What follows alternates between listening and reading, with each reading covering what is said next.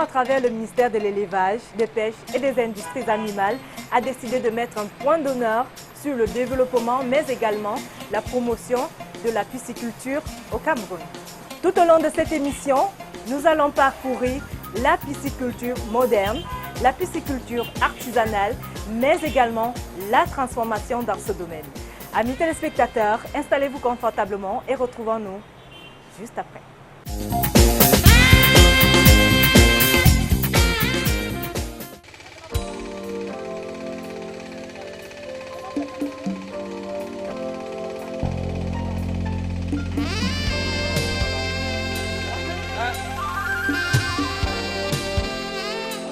Le secteur de la pêche au Cameroun joue un rôle important dans l'économie nationale.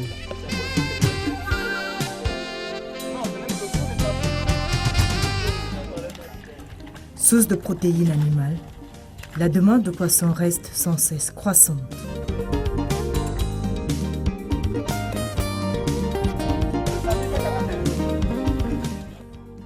« 256 000 tonnes de poissons sont issues de la pêche artisanale qui représente 80% de débarquement de poissons au Cameroun. Tout commence par la mise en place du bassin.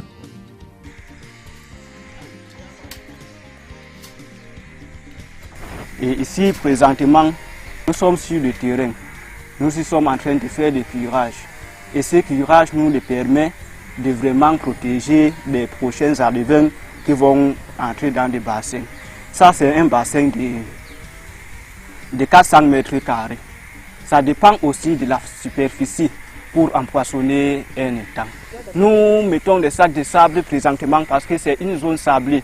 Ici, forcément, nous sommes obligés de mettre des sacs pour éviter des fuites d'eau, pour éviter des inondations et tout comme ça.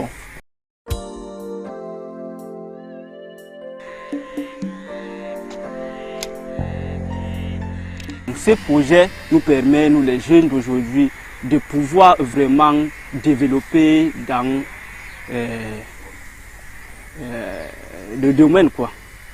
Et ça nous permet d'avoir aussi certaines relations. Donc c'est à base de ça que moi présentement, je mange mon pain quotidien.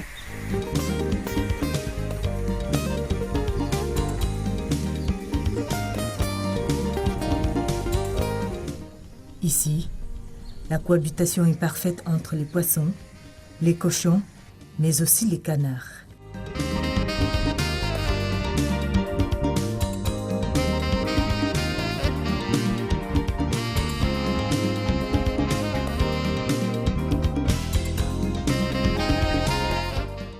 Il faut environ 5 heures de temps pour vider le bassin de ses eaux et enfin apercevoir des premiers poissons.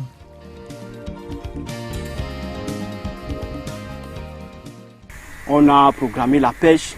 Présentement, vous allez varier les poissons de 5 kg, les poissons de 8 kg, les poissons de 7 kg environ. Il y en a des espèces de poissons, des kangas, des tilapia et consorts. Ça dépend de la reproduction.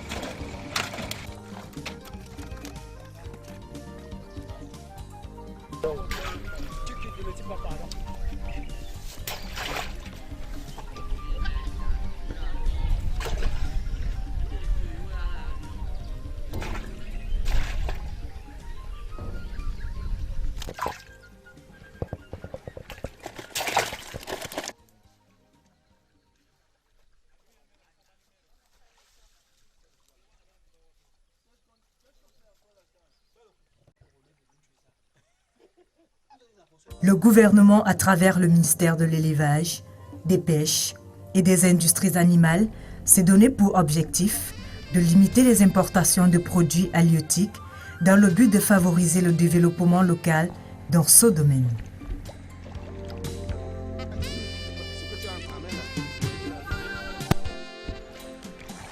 C'est ainsi que Maurice Kamgo a mis sur pied l'élevage de poissons en cage, d'abord dans le fleuve d'Ibamba à Douala, mais également dans plusieurs régions du pays. Bon, à ce moment, nous on reproduit les tilapias rouges et gris. Donc, avant, vu que mon père a commencé en 69, nous on travaillait avec mon père et on multipliait les poissons dans le temps. Avec le temps, j'ai grandi. Après mes études, j'étais allé à l'étranger pour voir comment les systèmes fonctionnent. J'ai fait la formation pour venir installer le même système dans mon pays. Et en ce moment, avec l'accompagnement du MINEPIA et l'appui de la FAO et du FIDA, on a pu mettre en place les systèmes de production qu'aujourd'hui on fait jusqu'à 2 millions d'alevins par mois sans contrainte. Et là, ça peut déjà faire beaucoup de tonnes de poissons dans tous les plans d'eau que nous avons dans le territoire national. Ici, ça se passe comment? Chaque 8 jours, nous avons les bacs que vous avez vus dehors. Il y a les mâles et les femelles. Et dans chaque bac, nous avons mis les nids. Les nids permettent aux poissons de pondre. Et quand la femelle pond dans le nid, le mâle récupère les œufs. Et les œufs sont logés dans la bouche de la femelle. Et nous, on récupère les œufs à chaque 8 jours pour faire tourner comme ça. Parce que dans la bouche de la femelle, les œufs tournent comme vous voyez dans la bouteille. Donc chaque semaine, on récupère les œufs, on remet là et ça commence à éclore. Dès que ça éclore, ça commence à aller dans le réceptacle. Donc ça c'est les jarres et ça c'est le réceptacle. Et là c'est les filtres pour éviter les champignons de monter sur les laves. Bon, après cette étape, normalement, les alevins sont produits ici pendant une semaine. Après les 1 semaine, on les envoie à l'extérieur dans les bacs de prégrossissement pour 10 jours. Après les 10 jours, on les envoie directement dans le fleuve, à la Dibamba par exemple, et dans les autres sites que nous avons déjà installés. Avant de mettre le cap sur la Dibamba, nous faisons un tour dans le jardin de Boris pour admirer ces légumes issus de l'aquaponie.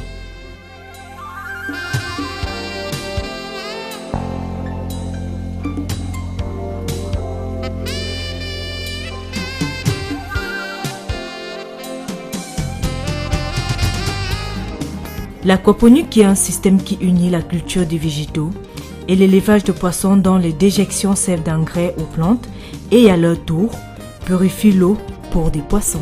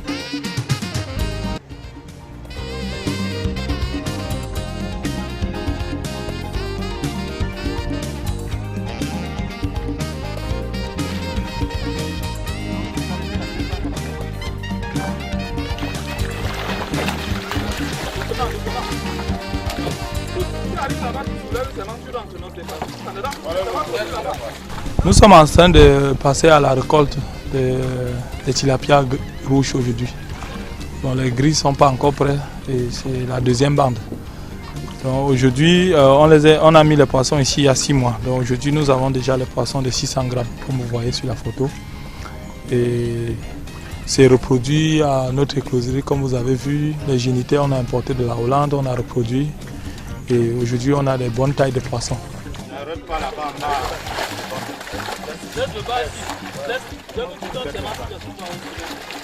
Ces poissons ont 6 mois.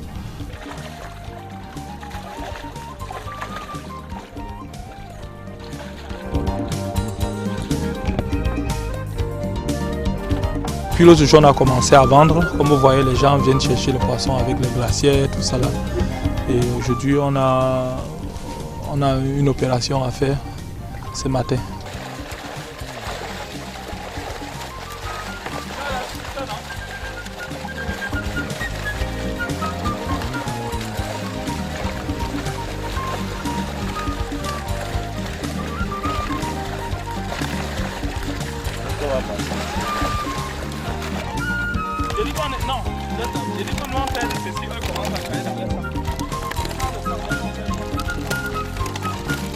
Bon, je suis Monsieur Billet. J'ai des produits à présenter à certains de nos partenaires pour la commercialisation et la dégustation parce que c'est le poisson extra frais. Il quitte de là, c'est pas comme les poissons de chalut qui ont dépensé beaucoup d'énergie pour essayer d'échapper au chalut. Celui-là, vous le prenez directement et 1 heure après, il est au niveau de la masse. C'est extra frais dans la classification de la fraîcheur du poisson.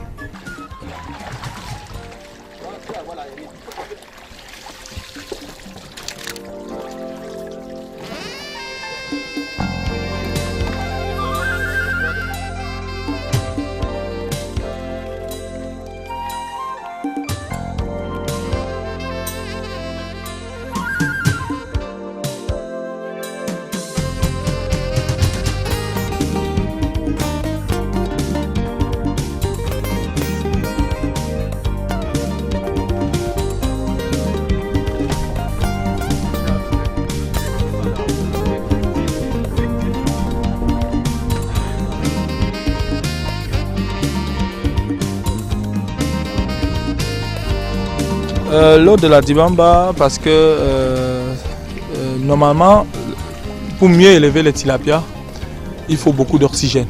Et c'est les lacs, les cours d'eau qui ont le plus d'oxygène. J'avais choisi la Dibamba parce que la Dibamba est connectée directement à la mer. Nous, on a un peu du sel qui vient dans l'eau. Ça évite que les poissons tombent rarement malades. Donc les infections ne peuvent pas toucher les poissons. La pêche fut bonne. Mais que faire de ce poisson? Nous allons à la rencontre d'Astrid, au quartier Bonamoussadi, c'est toujours à Douala.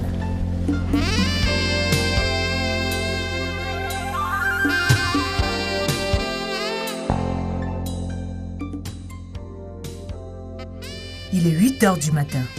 Astrid arrive pour se ravitailler en matière première pour la fabrication des saucissons à base de poissons d'élevage.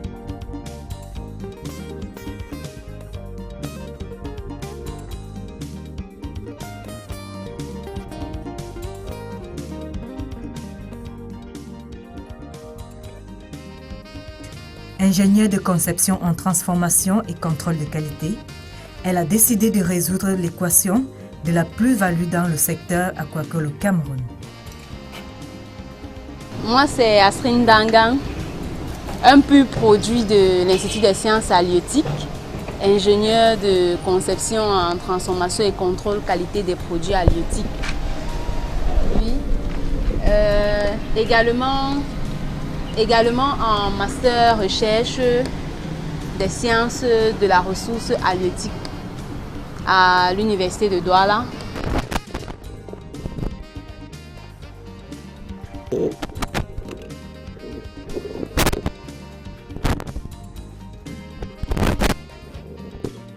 Si je suis venue ici, jusqu'ici aujourd'hui, c'est pour me procurer de ma matière première, qui est la sciure de poisson.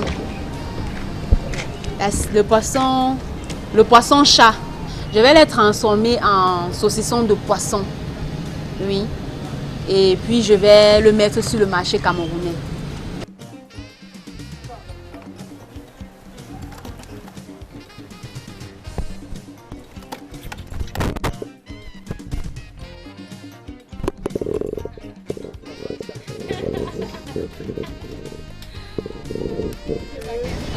Je suis venue chercher ma matière première ici parce que, vous savez, dans la transformation de mon saucisson, je voudrais avoir un saucisson de bonne qualité et avoir confiance en celui à qui je vais prendre mes poissons. Parce que le produit fini que je fais est directement en contact avec le dernier consommateur. Donc, c'est pour ça que je suis venue jusqu'ici chez mon promotionnaire, camarade et ami Talangwa Girard, avec qui nous avons fait la même formation.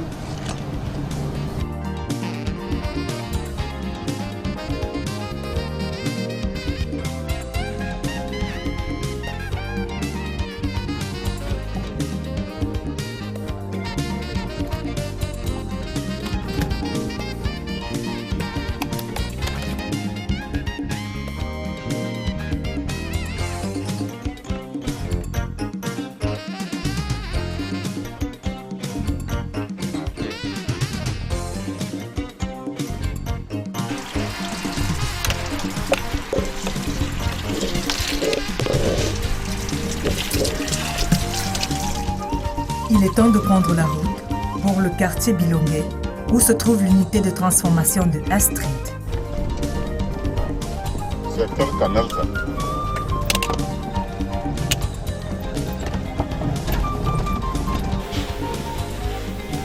Ici, nous sommes à Bilongué, plus précisément au quartier Lokmayandi, où se trouve notre petite structure, on peut bien le voir. Établissement Yola. Oui. Et nous allons faire la production de saucissons de poisson avec le poisson chat. Nous commencerons avec le pré-traitement. Donc nous allons commencer d'abord avant de pré-traiter le poisson, par le tuer parce qu'il est un poisson vivant.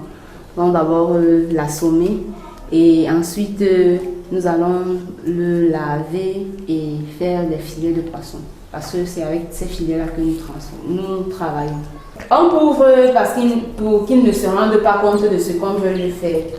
C'est pour ça qu'on couvre ses yeux. Ses yeux sont situés à ce niveau-ci. Nous faisons ce mouvement pour savoir si le poisson en réalité il est mort après l'avoir assommé.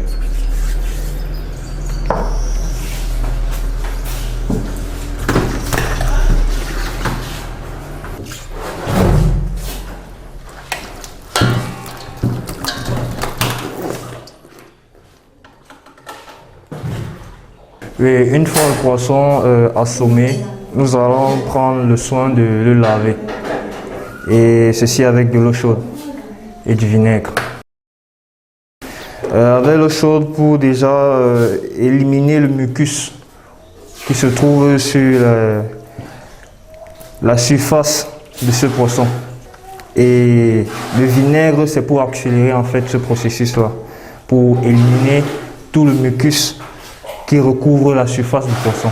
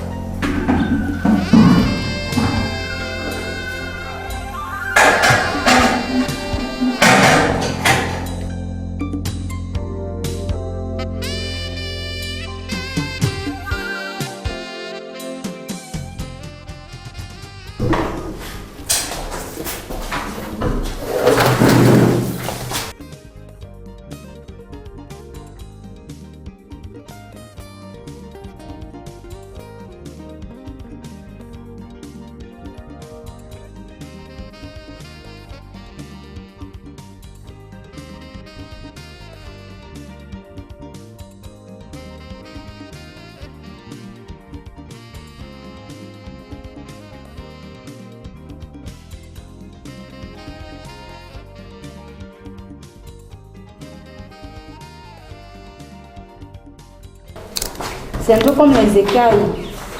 Mais les poissons sans écailles, c'est le mucus qu'il y a. C'est la barrière de protection du poisson-chat. Des poissons qui n'ont pas d'écailles. C'est ça qui leur permet de ne pas entrer en contact avec les micro-organismes dans l'eau. Ils jouent ce rôle de barrière en lieu et place des écailles. Ça joue aussi un rôle de fuir le prédateur parce qu'il n'y a pas de moyen de défense. Faire nos saucissons avec un poisson qui a ce mucus peut avoir un impact pour le produit et aussi pour la santé de l'homme parce que nous sommes nés, on a trouvé, on lavait le poisson sans écailles avec de l'eau tiède ou vinaigrée ou avec du citron. Donc, raison pour laquelle nous le faisons pour rendre notre poisson plus propre.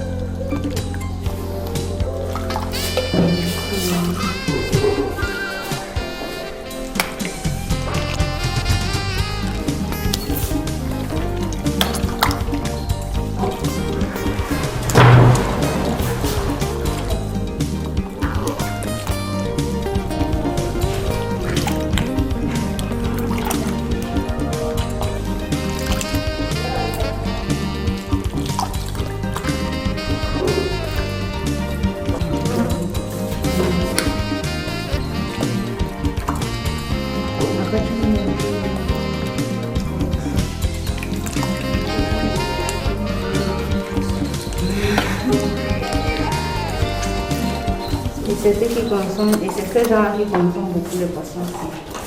Après avoir fait le nettoyage à l'eau chaude, on va faire un nettoyage au vinaigre. Le vinaigre parce que déjà c'est un acide et ça permet efficacement d'éliminer le mucus.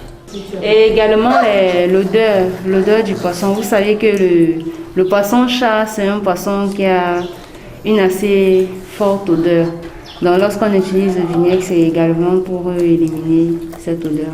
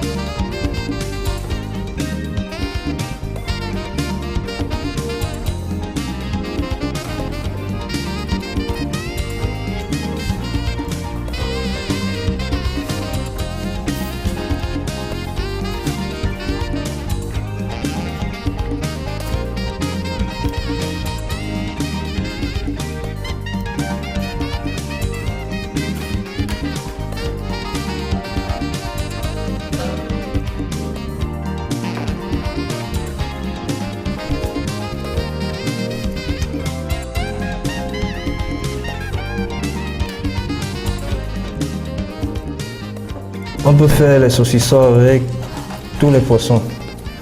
En fait, ceux qui sont comestibles. Parce qu'il existe des poissons qui ne sont pas comestibles.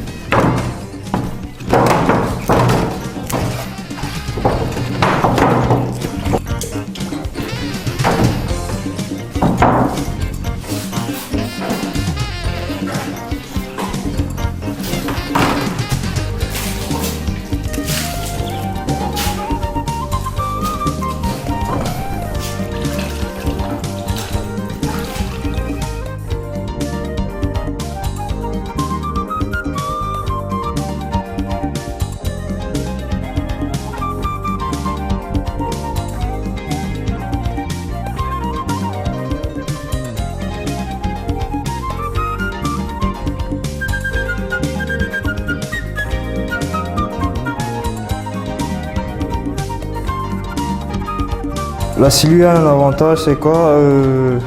Ça a un bon rendement cher déjà. Et hormis ça, c'est un poisson qui permet, qui a un nettoyage très facile et simple. C'est pas comme des autres poissons qu'il faut d'abord écailler pendant longtemps avant de fileter. Là, nous avons notre filet de poisson.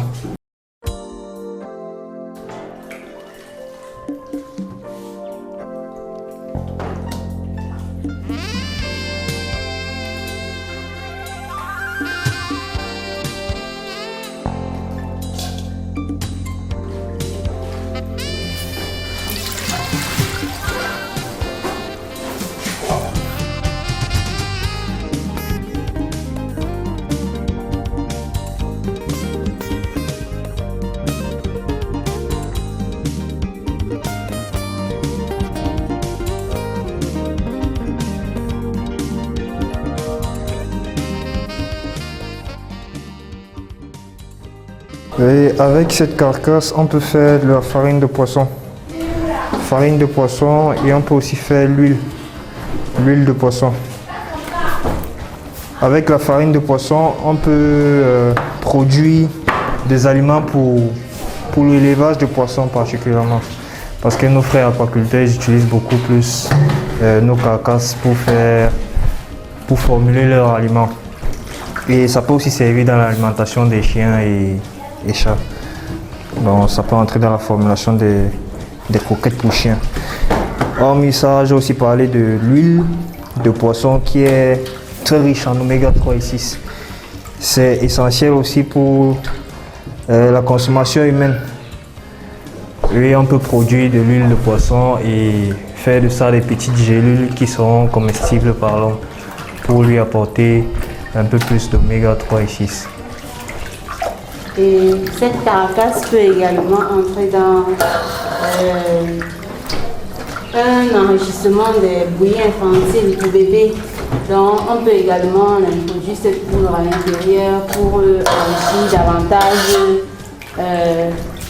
la bouillie pour bébé de nos petits bouts de chou. On fait un lavage secondaire de nos filets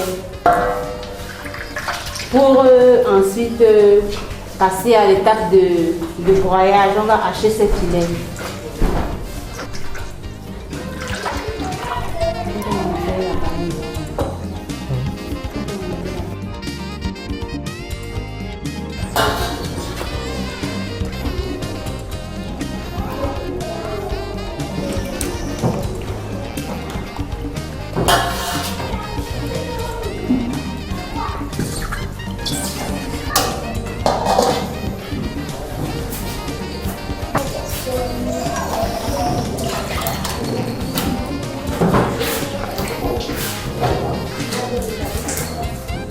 L'étape suivante est le hachage. Ceci permet à broyer nos filets, à le rendre en hachis, ce qui va nous permettre facilement de mieux manipuler la denrée.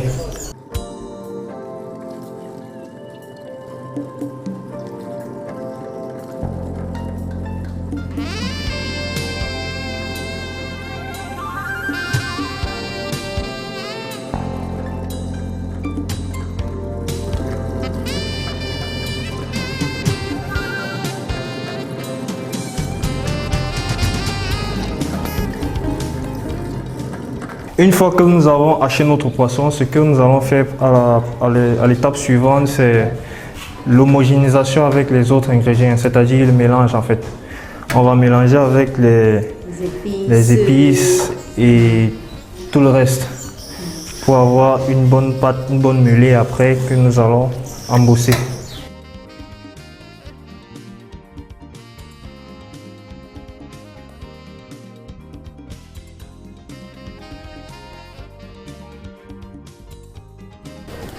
Avant d'homogénéiser et de faire le mélange, on va d'abord peser le hachis. Déjà au préalable, notre cuvette a été tarée. Donc, nous avons 2,7 kg de hachis qui peut fabriquer environ 10 baguettes de 200 grammes.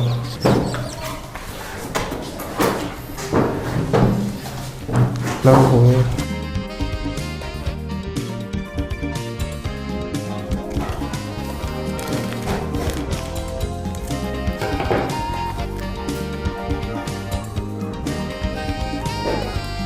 Il va mélanger les épices avec le hachis.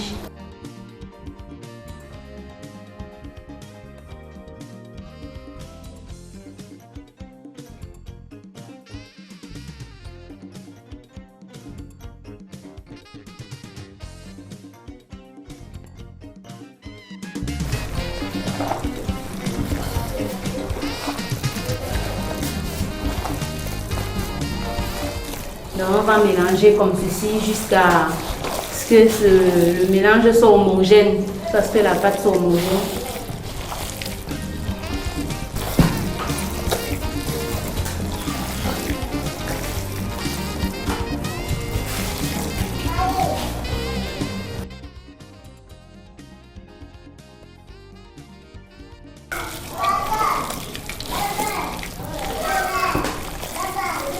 Vous pouvez bien constater que le mélange commence à être homogène, la pâte commence à être homogène, donc on a bien mélangé notre filet de poisson haché avec les épices et il commence déjà à être homogène là.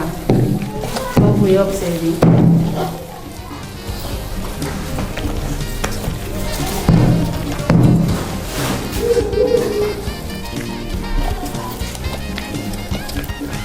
En mélangeant, on repartit tous les épices dans le hachis.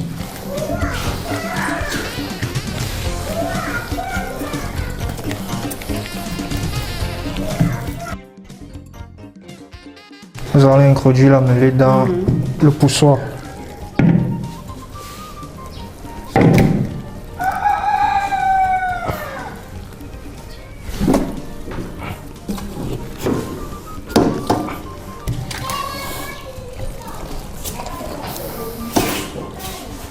Incline. Le poussoir, il sert à embosser, c'est-à-dire remplir en fait les boyaux. Sans ça, on ne peut pas remplir nos boyaux.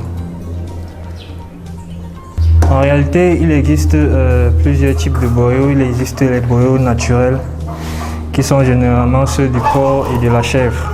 Bon, nous utilisons particulièrement les boyaux synthétiques, parce qu'en fait, c'est la chair de poisson et pour des raisons, des critiques religieuses, on ne voudrait pas mélanger le poisson avec une autre espèce animale, donc raison pour laquelle on utilise des boyaux synthétiques qui eux sont faits à base de plastique alimentaire.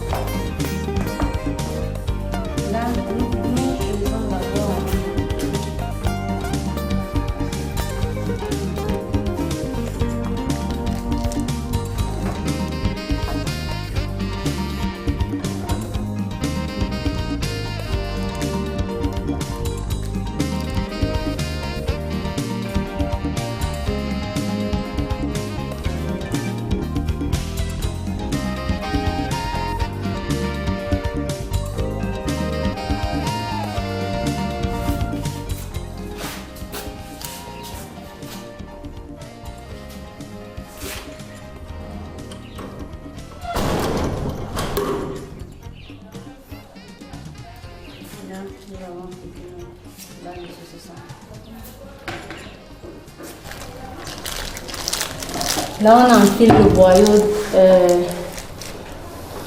synthétique dans notre poussoir. Et il pousse là.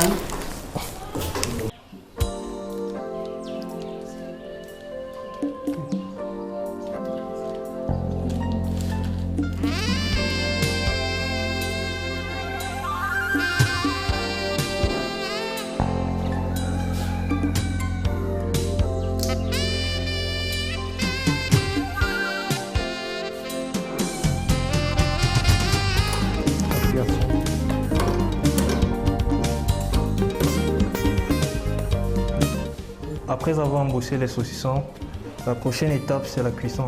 La cuisson elle se fera pendant 45 minutes.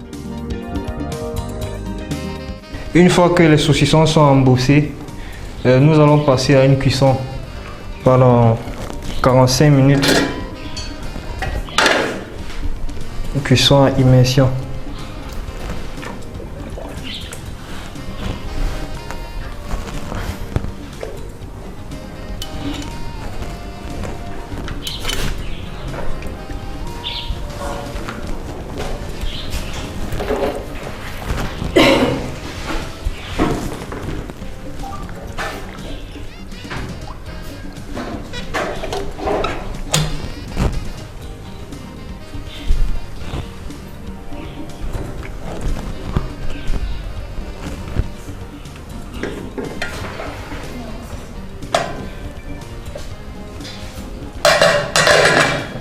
Ok.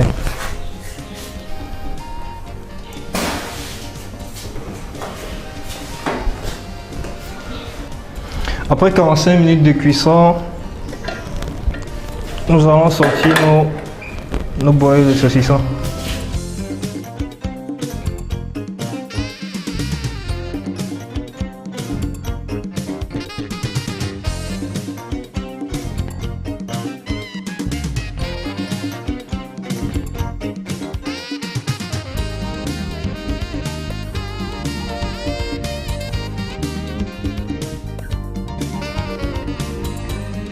Comment savoir que ça a cuit? Ici, nous n'avons pas le moyen idéal pour savoir si le saucisson a cuit ou pas. On se base sur le temps de cuisson et la température de cuisson pour juger que notre saucisson est cuit. Là, on va le refroidir dans un bain d'eau. Le refroidissement brusque, en fait, ça permet à ce que les micro-organismes ne se développent pas. Le Cameroun regorge de nombreux talents, reste à l'état d'en faire bon usage pour plus d'efficacité dans l'émergence de notre cher et beau pays.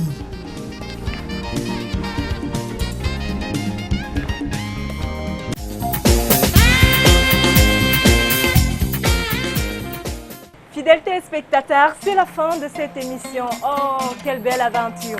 Vous savez déjà qu'il est possible de faire des saucissons à base de poissons d'élevage. Moi, je vous retrouve à la prochaine édition. Au revoir.